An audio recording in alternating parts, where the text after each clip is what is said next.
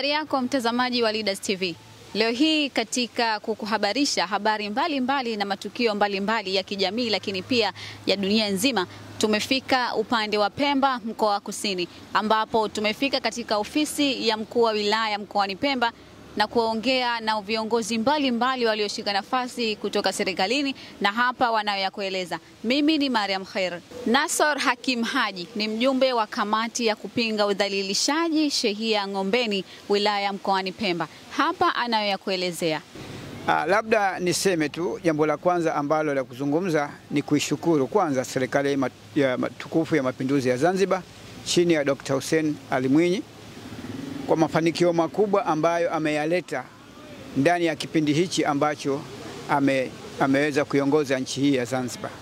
Lakini pia tuishukuru Wizara ya Maendeleo ya Jamii, Jinsia, Wanawake, Wazee na Watoto kwa juhudi kubwa ambazo wamechukua katika kuandaa mazingira ambayo yatawezesha wanawake, walemavu na watu wenye na wazee ambao wana changamoto nyingi katika jamii zinazowakwaza na kuweza kuundiwa kamati ambayo inawasimamia.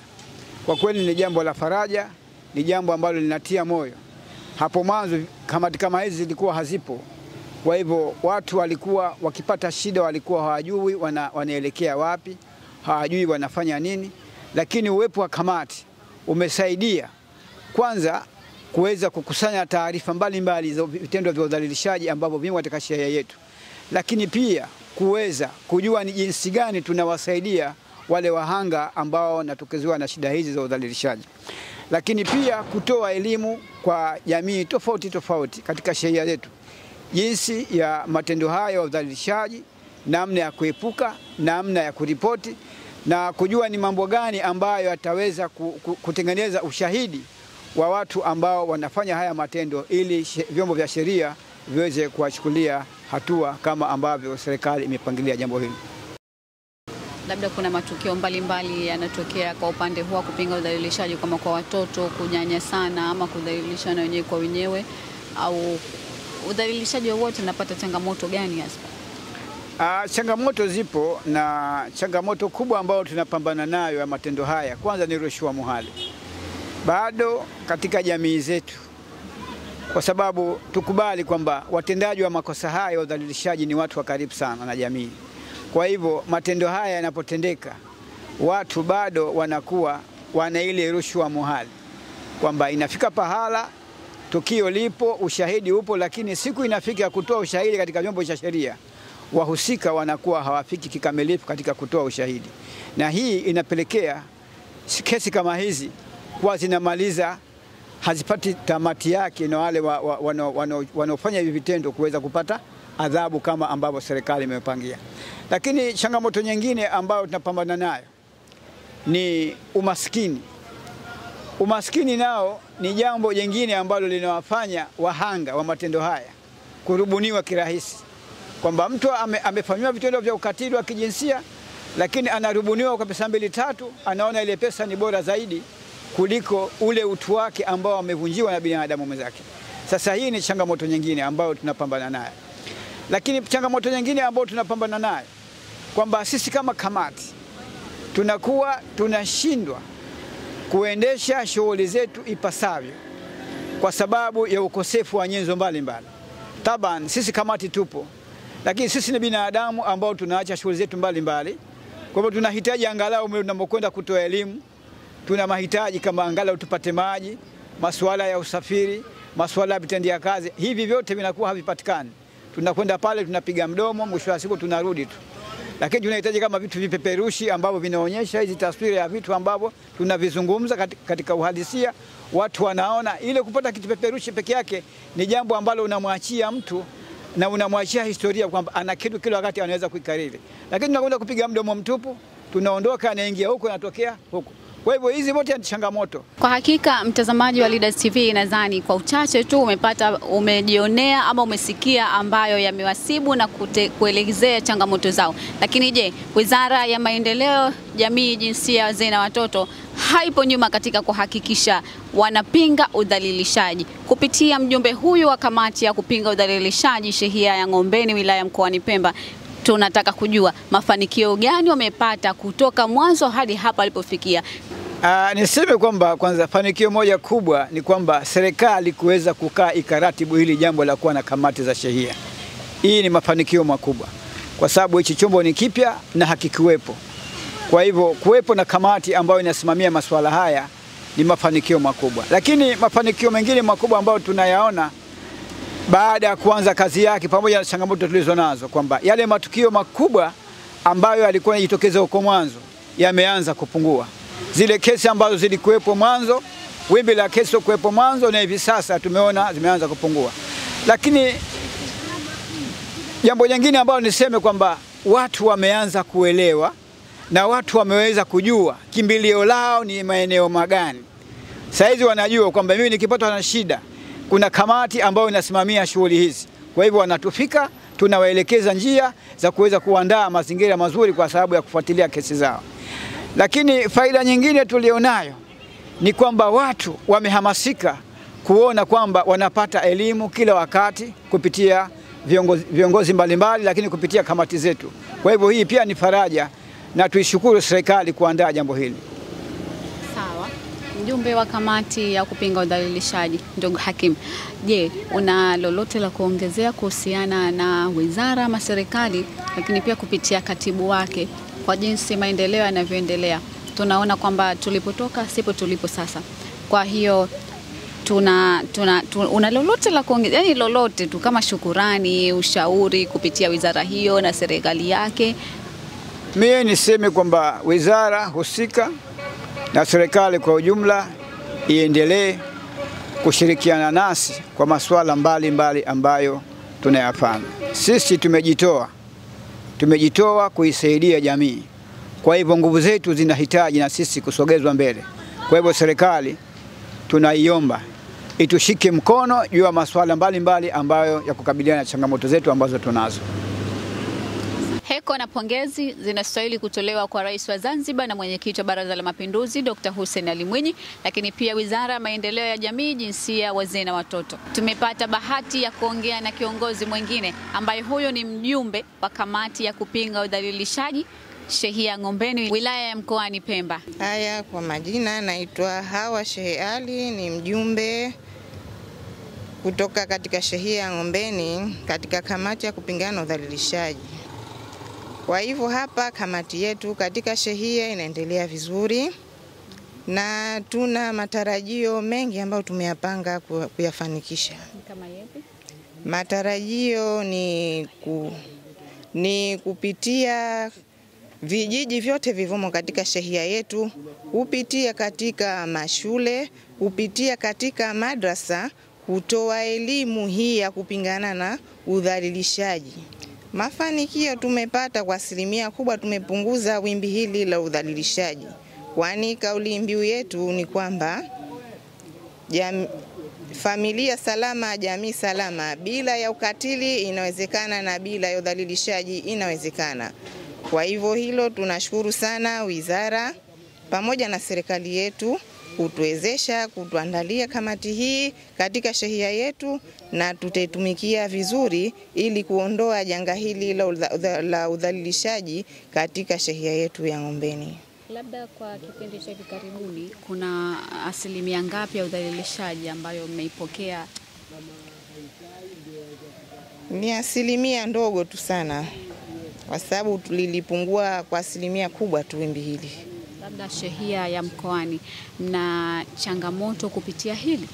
Changamoto tunayo kwa sababu tunahitaji nyenzo za kufanyia kazi, kwa sababu maeneo ambayo tunatarajia kufika tunahitaji aidha tupate vipeperushi ama mabango, fedha kwa ajili ya usafiri kufika katika ile eneo husika.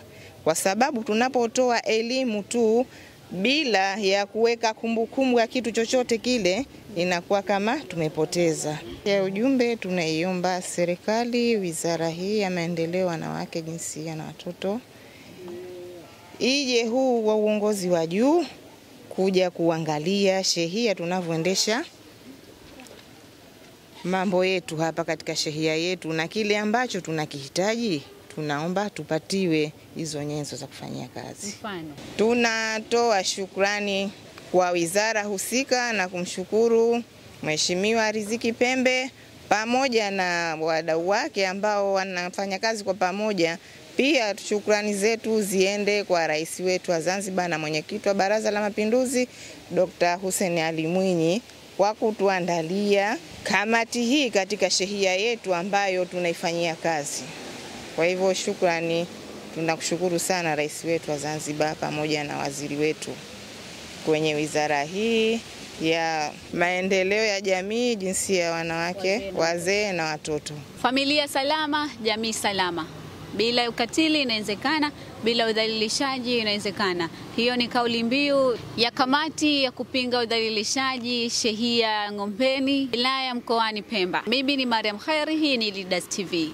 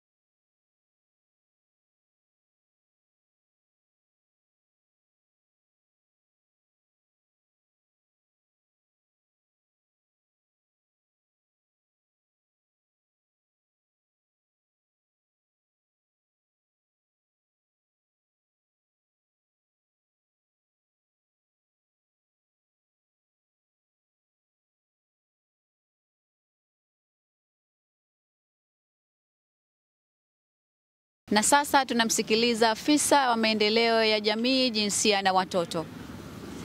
Karibu. Asante sana ndugu mtangazaji.